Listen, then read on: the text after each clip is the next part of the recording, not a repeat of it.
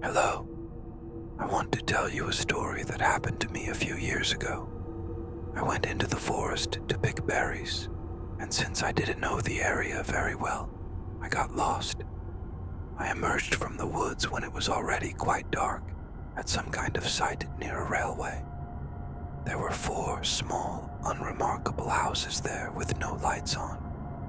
I knocked on each of them, and as it turned out, all 4 houses were abandoned. But the last house, the one farthest away, was unlocked, unlike the others. I went inside, hoping to rest a little after wandering through the forest. Inside it was warm, but smelled damp. It was clear no one had visited the house for a long time, yet everything was neatly arranged and clean. I sat down on the bed and listened. Somewhere nearby water was babbling. Apparently a stream was running.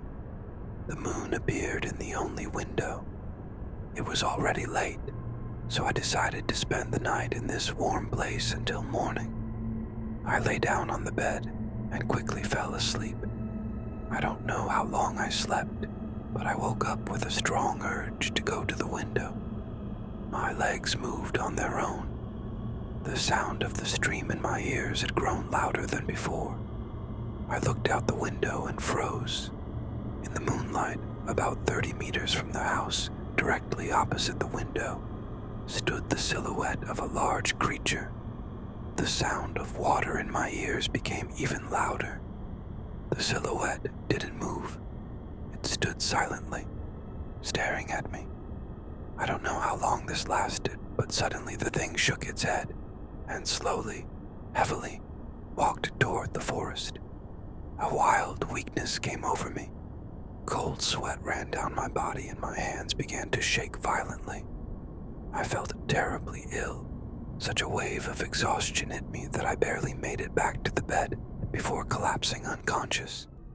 I came to my senses the next day.